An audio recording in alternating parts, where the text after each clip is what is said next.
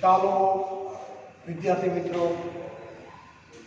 ધોરણ 10ના અને 9ના બે ખાસ ધોરણ 10ના વિદ્યાર્થીઓનું જનતા વિદ્યાલય જાળિયાના આ વર્ચ્યુઅલ ક્લાસથી હું સ્વાગત કરું છું. Good morning to all of you. આની આગળના દિવસે આપણે આ મુદ્દો ભણાવવાનો પ્રયત્ન કર્યો હતો, શરૂઆત કરી હતી, પણ ટેકનિકલ કારણોસર એ વિડીયો આપણે ડિલીટ કરવો પડ્યો હતો. નેટ સ્લો હતું એટલે અમુક ભાગ રહી ગયો હતો. આજે ફરી વખત એક મુદ્દો લઈને આપની સામે આવું છું. બધા વિદ્યાર્થીઓને વિનંતી, નોટ અને પેન એ લઈને લાઈવ ક્લાસમાં ભણતા હોય એમ જ બેસી જજો.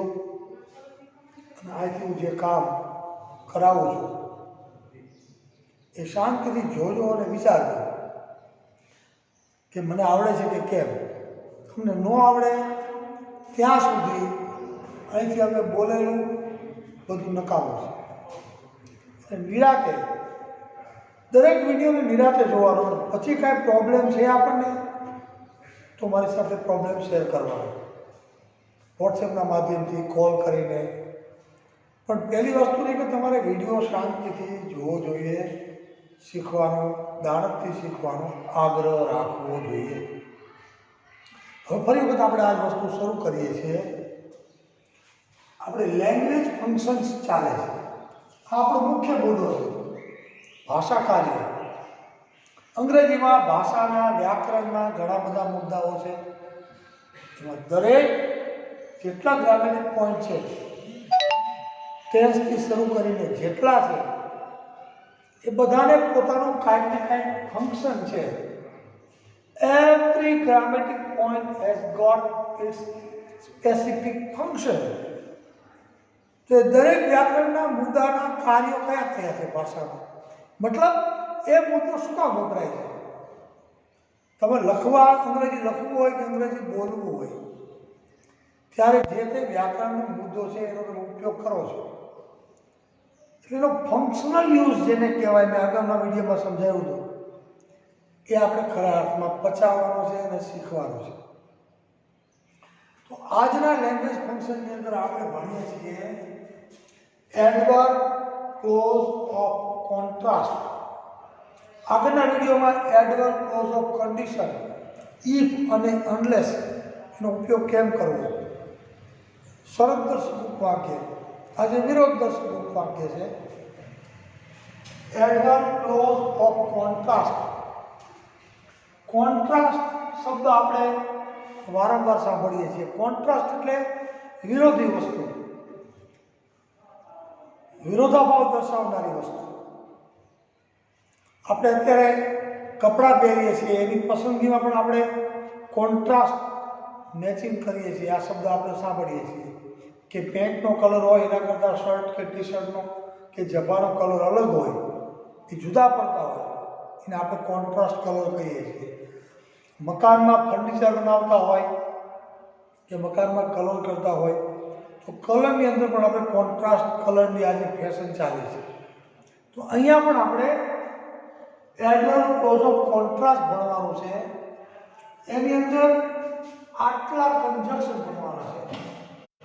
આને કન્જક્શન કહેવાય. કન્જક્શન અથવા તો કનેક્ટિવ, જેને ગુજરાતીમાં આપણે શું કહીએ છીએ, ગુજરાતીમાં આપણે એને સંયોજકો કહીએ છીએ. કનેક્ટિવ. અંગ્રેજીમાં એના માટે બે શબ્દો છે.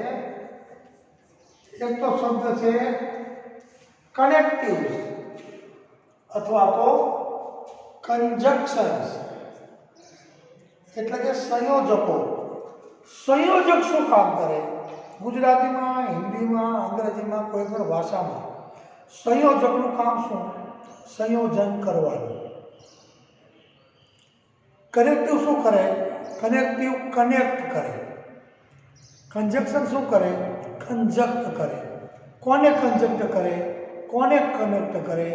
કોને જોડે? તો કે બે વિરોધાભાસી વાક્યોને. તો આપણને પ્રશ્ન થાય કે એડવર્બ ક્લોઝ ઓફ કોન્ટ્રાસ્ટ જે આપણે શીખી રહ્યા છીએ, તો એવા કયા કયા સંયોજકો છે, એવા કયા કયા કનેક્ટિવ્સ, કયા કયા કન્જંક્શન્સ છે કે જે બે વિરોધાભાસી વાક્યોને જોડવા માટે ઉપયોગમાં લેવાય છે, જે બે વિરોધાભાસી વાક્યોને જોડે છે. વિરોધાભાસી વાક્યો એટલે કેવા? બે વાક્યોનો ભાવ વિરોધી હોય એવા બે વાક્યોને જોડવા માટે આપણે અલગ અલગ કન્જંક્શન વાપરીએ છીએ. એની અંદર આટલા છે, જુઓ. ધો, although, even though, however, even if, એ સિવાય but, still, nevertheless, આ બધા સંયોજકો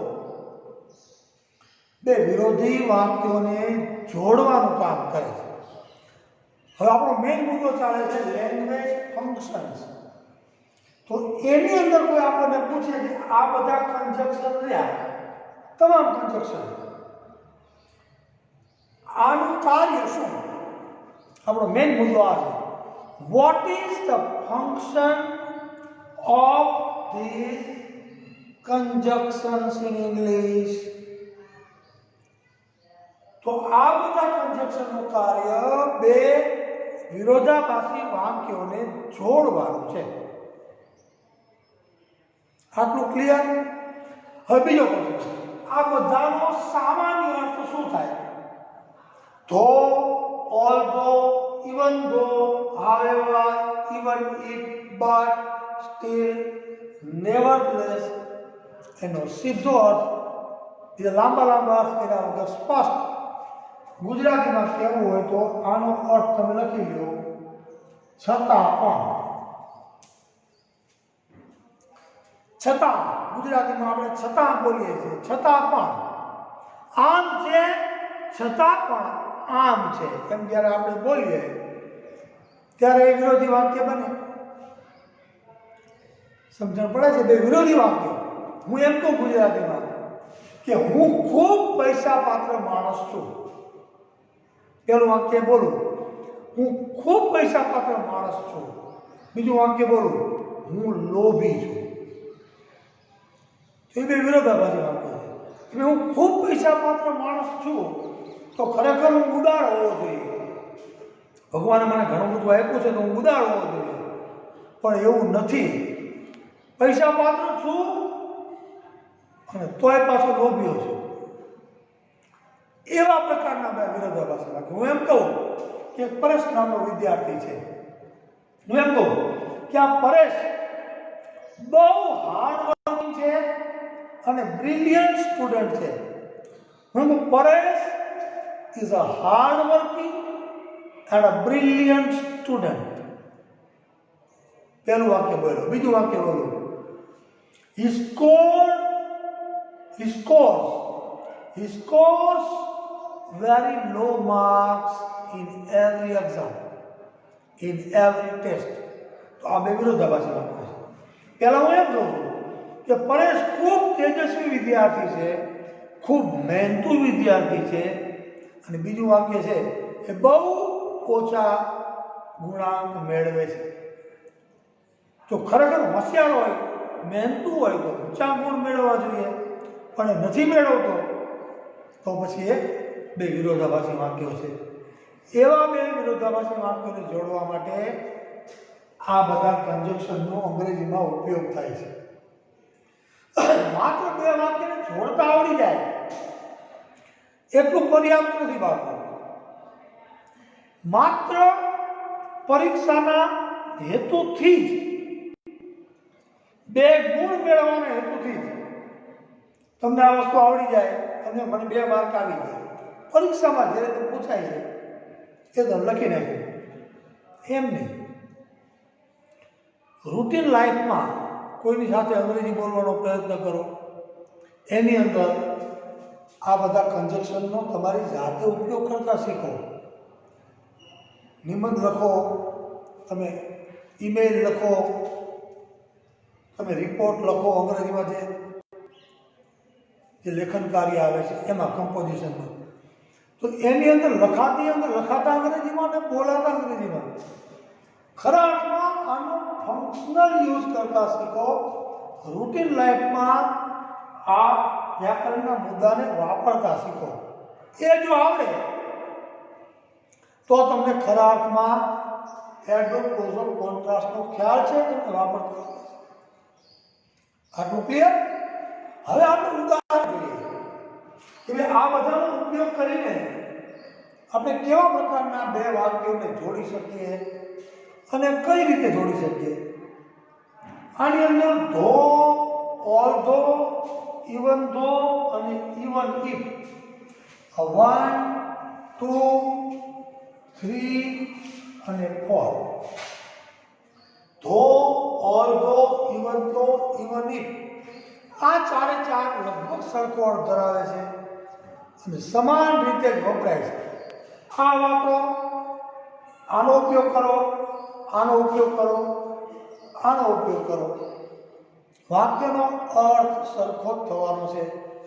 આનો ઉપયોગ કરો, હાવેવરનો ઉપયોગ કરો, તો વાક્યનો અર્થ તો સમાન જ રહેવાનો છે. Each sentence will carry similar meaning. હા, ધો વાપરો અને હાવેવર વાપરો, આ બેનો ઉપયોગ જ્યારે કરો ત્યારે થોડીક વાક્ય રચના બદલાય, એટલું જ. વાક્યનો અર્થ બદલાય નહીં. હવે આ બધાનો ઉપયોગ કરીને કેવા પ્રકારના બે વાક્યોને જોડી શકાય અને કેવી રીતે જોડી શકાય એ આપણે થોડા ઉદાહરણોના માધ્યમથી સમજીએ. હવે તમારી નોટબુકમાં હું જે દ્રષ્ટાંતો લખાવું, જે એક્ઝામ્પલ્સ લખાવું એને આપણે નોંધતા જવાના છે. જો આવા પ્રકારના બે વાક્યો હોય તો એને કેમ જોડવા, કન્જક્શનનો ઉપયોગ કરીને એ આપણે શીખીએ. હું એમ કહું, મહેશ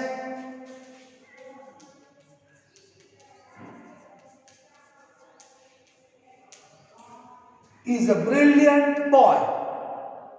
પહેલું વાક્ય, Mahesh is a brilliant boy. બીજું વાક્ય લખું, he scores very low marks.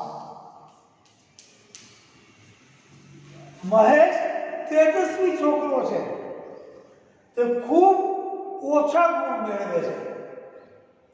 તો આ બે વિરોધાભાસી વાક્યો છે કે મહેશ ખરેખર બ્રિલિયન્ટ બોય છે, તો પછી વધારે માર્ક મેળવવો જોઈએ ને. એની જગ્યાએ માર્ક કેવા મેળવે છે? લો મેળવે છે, ઓછા મેળવે છે. તો આ બે વિરોધાભાસી વાક્યો છે, એને આપણે જોડવા છે. આ બે વાક્યોને આપણને એમ કે કન્જક્શનનો ઉપયોગ કરીને આ બે વિરોધી અર્થ ધરાવતા વાક્યોને જોડો. દાખલા તરીકે મારે બટનો ઉપયોગ કરીને આ વાક્ય જોડવા છે. હું શું કહું? Mahesh is a brilliant boy.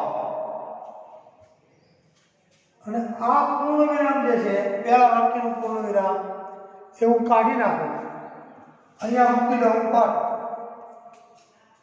આ બે વાક્યોને હું જોડું છું કનેક્ટિવનો ઉપયોગ કરીને, બટનો.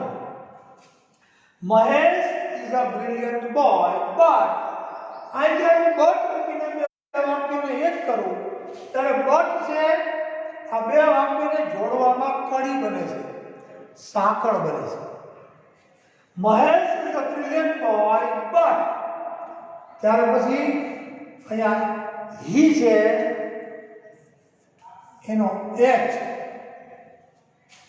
એ સ્મોલ થઈ જવો જોઈએ, કારણ કે હવે આ બે વાક્યો સળંગ થઈ ગયા છે, એટલે અહીંયા વચ્ચે કેપિટલ અક્ષર કરવાનો નહીં. હીનો h કેપિટલ હતો એટલે મેં સ્મોલ કરી નાખ્યો, કારણ કે હવે આ સળંગ વાક્ય છે. તો વાક્ય શું બને? Mahesh is a brilliant boy, but he scores very low marks. Mahesh ખૂબ તેજસ્વી વિદ્યાર્થી છે, પણ એ બહુ ઓછા ગુણાંક મેળવે છે. મેં બટનો ઉપયોગ કરીને વાક્યને જોડ્યું. હવે કોઈ વિદ્યાર્થીને એમ થાય કે મારે બટ નથી વાપરવું, મારે તો આ બે વાક્યોને સ્ટીલ વાપરીને સ્ટીલનો ઉપયોગ કરીને જોડવા છે. તો Mahesh is a brilliant boy, steel he scores very low marks. તો એમ પણ લખી શકાય કોઈ વિદ્યાર્થી બટનો ઉપયોગ કરીને જોડે, કોઈ વિદ્યાર્થી સ્ટીલનો ઉપયોગ કરીને જોડે, બધાનો સરખો થાય. હવે આગળ ચાલો. આ જ બે વાક્યને દાખલા તરીકે મારે ધોનો ઉપયોગ કરીને આ બે વાક્યો જોડવા છે. તો કેમ જોડવા? તો વાક્ય ધોથી શરૂ કરીએ. ધો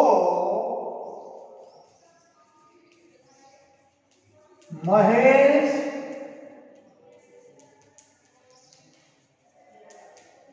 is a brilliant boy. અહીંયા અલ્પ વિરામ આવે. ધોનો ઉપયોગ કરીને વાક્યને જોડો ત્યારે મેઇન ક્લોઝ અને સબોર્ડિનેટ ક્લોઝ બે બને. ધો સાથે જોડાયેલું વાક્ય ધો Mahesh is a brilliant boy. He scores very low marks. સમજાય છે? આ ધોનો ઉપયોગ કરીને વાક્યને મેં જોડ્યું. આ બે વિરોધી વાક્યને ધોનો ઉપયોગ કરીને જોડવું હોય તો આમ જોડી શકાય. ધો Mahesh is a brilliant boy, he scores very low marks. Mahesh તેજસ્વી વિદ્યાર્થી છે છતાં બહુ ઓછા ગુણાંક મેળવે છે. કોઈ એમ કે નહીં મારે તો ધો નહીં, મારે તો ઓલ્ધો નો ઉપયોગ કરીને વાક્યને જોડવું છે. તો કોઈ ઓલ્ધો મૂકે. Although Mahesh is a brilliant boy, he scores very low marks. તોય સાચું.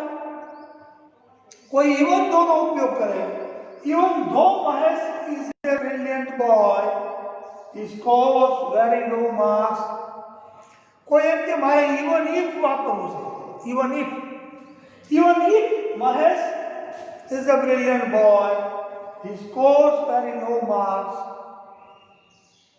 બધાનો અર્થ સરખો જ થાય. બાળકો શીખવાનું આ છે કે આ બધા કન્જક્શન્સ, આ બધા કનેક્ટિંગ કોઈ પણ પ્રકારના બે વિરોધી વાક્યોને જોડવાનું કામ કરે છે. આ તમારે સતત મગજમાં રાખવાનું છે. હજી વધારે એક્ઝામ્પલ્સ આપણે જોઈએ એટલે તમને પાકો ખ્યાલ આવશે કે તમે શું ભણી રહ્યા છો. બીજું વાક્ય હું લખું છું. હું એમ લખું વિરાટ played very well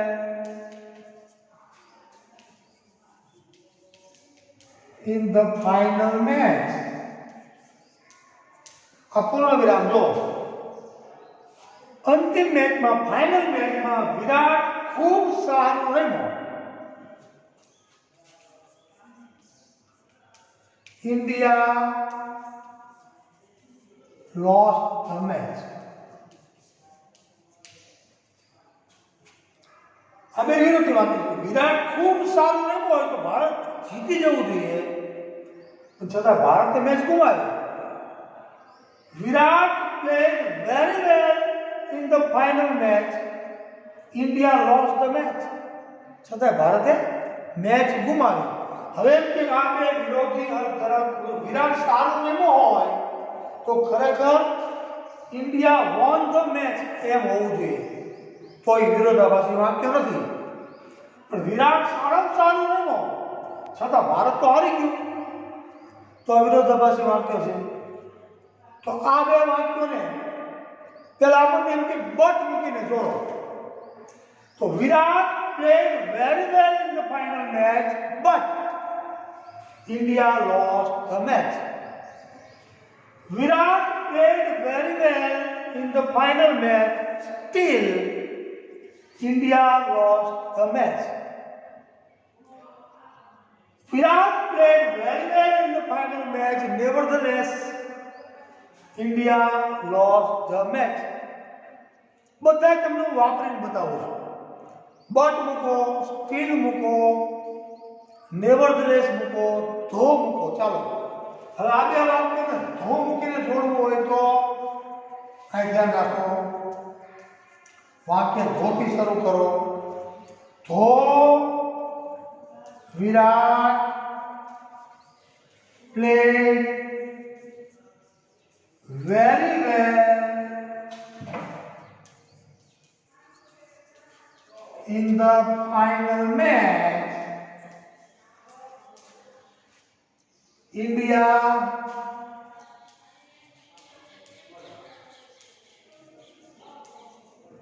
lost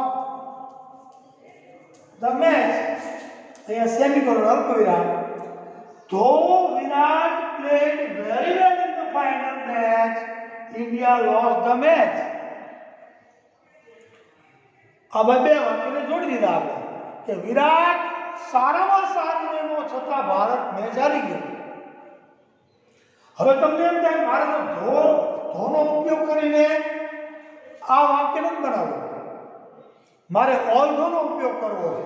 કોઈ વિદ્યાર્થી એવું વિચારે તો ઓલ ધોનો ઉપયોગ કરો. ઓલ ધો તો ધોની બદલે શું મૂકવાનું? ઓલ ધો Virat played very well in the final match, India lost the match. એને કહેવાય સરખો જ અર્થ થાય. ધો અને ઓલ ધો બંને વાપરી શકાય. પણ ત્રીજો વિદ્યાર્થી એમ વિચારે કે મારે આ વાક્યમાં ધો પણ નથી વાપરવું, ઓલ ધો પણ નથી વાપરવું, મારે તો ઇવન ધો વાપરવું છે. તો ઇવન ધો વાપરો. ઇવન ધો Virat played very well in the final match, India lost the match. કોઈ એમ કે મારે ઇવન ઇફ વાપરવું છે તો ઇવન ઇફ વાપરો. Even if Virat played very well in the final match, India lost the match. Though, although, even though, even if. કોઈ પ્રશ્ન નથી, કોઈ પણ વાપરી શકો છો. ટૂંકમાં આ બધા કન્જક્શન છે એ બે વિરોધાભાસી વાક્યોને, કોન્ટ્રાસ્ટ વાળા વાક્યોને આ રીતે જોડવાનું કામ કરે છે. તો એનો મતલબ આ બધા જે કન્જક્શન મેં તમને કીધા એ બધાનું મુખ્ય ફંક્શન શું? લેંગ્વેજ ફંક્શન ચાલે છે. તો કે બે વિરોધાભાસી વાક્યોને આ રીતે જોડવાનું. હવે આગળ તમને કહું કે ભાઈ આ વાક્યની અંદર આપણે ધો, ઓલ ધો, ઇવન ઇફ એવા બધા વાક્યો, એના વડે વાક્યોને બે વિરોધાભાસી વાક્યને કેમ જોડવા એ તો શીખા. હવે તમારે ધોની બદલે કોઈ છોકરાને હાવેવર વાપરવું છે કે મારે તો હાવેવર વાપરીને આ વાક્યને જોડવા. તો વાક્ય હાવેવરથી શરૂ થાય. આટલું જ યાદ રાખવાનું કે ધો અને હાવેવર એ બે વડે વાક્ય બનાવો ત્યારે અર્થ તો એક જ રહેવાનો છે, પણ બેની વાક્ય રચનામાં થોડો ફેરફાર થાય છે. એ આપણે સમજવાનું છે. શું છે? ધો વિરાટ played very well in the final match. ધો વિરાટ played very well છે ને, એની અંદર તમારે હાવેવરનો ઉપયોગ કરવો હોય તો ધો વિરાટ પ્લેડ એમ છે ને એની જગ્યાએ હાવેવરનો ઉપયોગ કરવો હોય તો હાવેવર પછી તરત શું લેવું પડે? However very well Virat played in the final match. India lost the match. Simple. હવે વાક્ય તપાસો. તો વિરાટ played very well. જે ક્રિયા વિશેષણ છે એને however પછી તરત લઈ લેવાનું. However very well વિરાટ played. તો વિરાટ played very well એની જગ્યાએ however નો ઉપયોગ કરવો હોય તો however ની સાથે very well હોય, beautifully હોય, nicely હોય, વિશેષણ કે ક્રિયા વિશેષણ however પછી તરત લઈ લેવાનું. પછી વિરાટ કરતા હોય તો સર્વનામ હોય તો સર્વનામ. However very well Virat played in the final match, India lost the match. Though Virat played very well in the final match, India lost the match. આટલો ફેરફાર થાય. કોઈ વિદ્યાર્થી હાવેવરથી વાક્ય બનાવે તોય ચાલે, કોઈ વિદ્યાર્થી ધો મૂકીને વાક્ય બનાવે તોય ચાલે. બે વિરોધાભાસી વાક્યને જોડવા માટે બટ વાપરો, સ્ટીલ વાપરો, ધો વાપરો, ઓલ્ધો વાપરો, હાવેવર વાપરો, ઇવન ધો વાપરો, ઇવન ઇફ વાપરો. તમને મન થાય એનો ઉપયોગ તમે કરી શકો છો. આ તો આપણી પાસે વૈકલ્પિક વ્યવસ્થા છે, ઓપ્શન છે. પણ કોઈ વિદ્યાર્થી કે મારે ધોનો ઉપયોગ કરીને કોઈની વાત કરું ત્યારે ધોનો ઉપયોગ કરીને મારે અંગ્રેજીમાં બોલવું છે, તો બીજા વિદ્યાર્થી કે નહીં મારે ધોળ નહીં વાપરવું, I will use although. ત્રીજો વિદ્યાર્થી કે I will use however. So everyone is right to use different connectives of contrast. Understand? I main function છે. ઘણા બધા દ્રષ્ટાંતો આપણે આપી શકીએ, પણ મૂળ વાત એ છે કે વિરોધાભાસી વાક્યો બે હોય એને જોડવાનું કામ આ કનેક્ટિવ કરે છે, એ ભૂલવાનું નહીં. હવે આપણે થોડા આગળ ચાલીએ વિદ્યાર્થી મિત્રો. પરીક્ષાની દ્રષ્ટિએ વિચારીએ કે ભાઈ પરીક્ષામાં આ કઈ રીતે પૂછાય છે. તો પરીક્ષામાં બે પ્રકારે પૂછાય છે. એક તો એમાં આઈડેન્ટિફાય ધ ફંક્શન નું ફંક્શન ઓળખાવો. કેવી રીતે આપ્યું હોય તમને કહું. મેં તે દિવસે તમને કીધું હતું એ અને બી આમ કરીને આપ્યું હોય, મેચ એ વિથ બી, એની સાથે બી ને સરખાવો. હવે માની લો કે અહીંયા વાક્ય આપ્યું હોય આમ, તો he is rich, he is greedy. આ પહેલા નંબરે વાક્ય છે, પછી બીજા નંબરે બીજું છે, ત્રીજા નંબરે ત્રીજું છે, ચોથા નંબરે ચોથું છે. આમ અલગ અલગ ફંક્શન વાળા ચાર વાક્યો તમને અહીંયા આ સાઈડમાં આપ્યા હોય અને સામે પણ નંબર આપ્યા હોય 1, 2, 3 અને 4. પછી અહીંયા ફંક્શન લખ્યા હોય, દાખલા તરીકે શોઈંગ કન્ડિશન, પછી આપ્યું હોય શોઈંગ કોન્ટ્રાસ્ટ,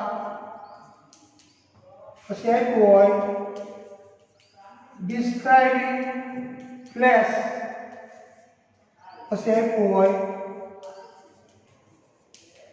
describing process.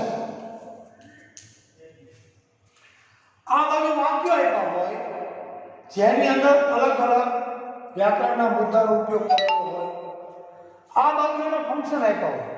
તમારે શું કરવાનું, આ બાજુ જોવાનું કે ધો, although, even though, even if, but, still, nevertheless, in spite of પણ આવે. આ કોઈનો ઉપયોગ કરીને આ બાજુ વાક્ય છે, તો આ વાક્ય વિરોધાભાસી વાક્ય ધોનો ઉપયોગ છે, તો આ વાક્યમાં તમારે આનું ફંક્શન ગોતવાનું. તો ધોનું ફંક્શન શું છે, વિરોધ દર્શાવવાનો. તો આમાં તમારે ફંક્શન ગોતી કાઢવાનું. ડિસ્ક્રાઇબિંગ પ્રોસેસ એટલે આખી પ્રક્રિયાનું વર્ણન કરવાની બાબત આમાં ક્યાંય છે હોય તો એમાં ટીક કરવાનું. મારો કહેવાનો મતલબ though he is rich, he is greedy. આવું વાક્ય આ સાઈડમાં ગમે તે તમે આપ્યું હોય તો આની સાથે આમાંથી કયું ફંક્શન મેચ કરે છે?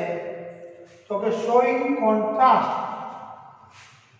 વિરોધાભાસી, બે વિરોધાભાસી વાક્યો છે આ.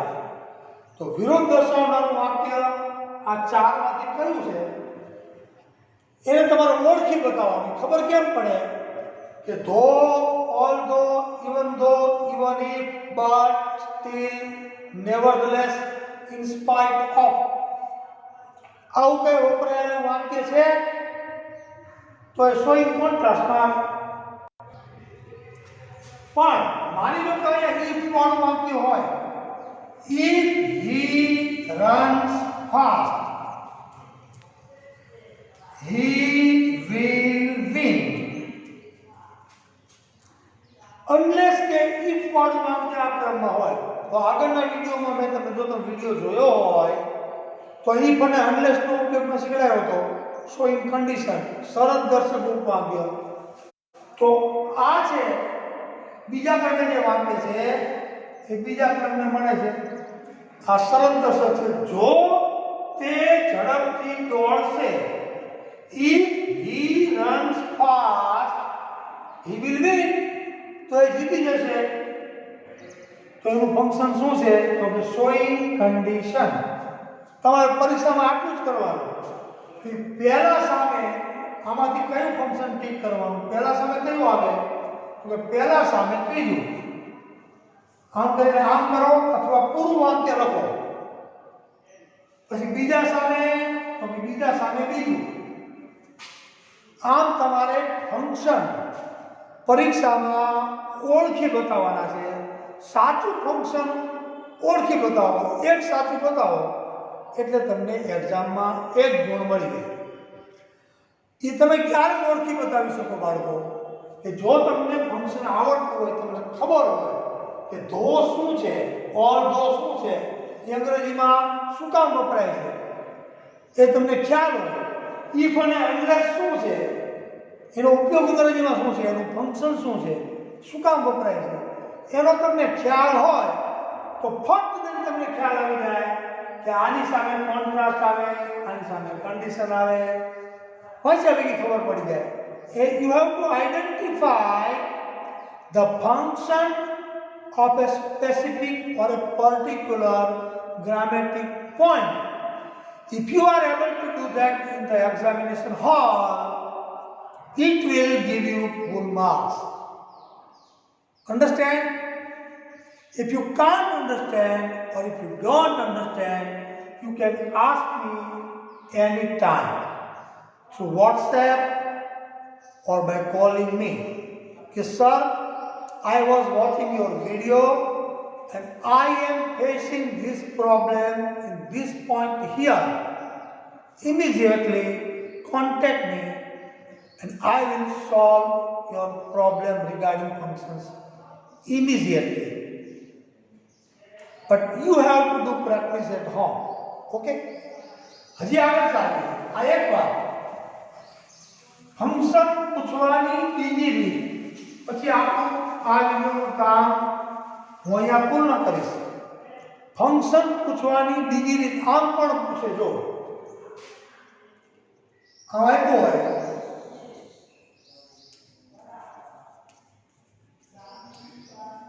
Sureshbhai teaches beautifully.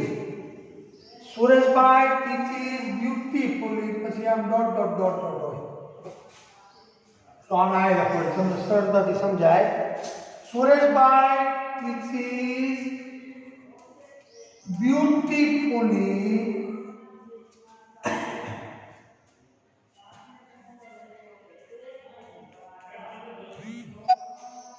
પછી આમ ડોટ ડોટ ડોટ ડોટ અધૂરું વાક્ય હોય. સુરેશભાઈ સરસ રીતે ભણાવે છે. Sureshbhai teaches beautifully. આમ કરીને વાક્યને અધૂરું છોડી દીધું હોય અને સામે ઇન્ટુ બ્રેકેટ કૌંસમાં આપ્યું હોય showing contrast. એનો મતલબ કોન્ટ્રાસ્ટ દર્શાવતું વાક્ય આને પૂર્ણ કરો.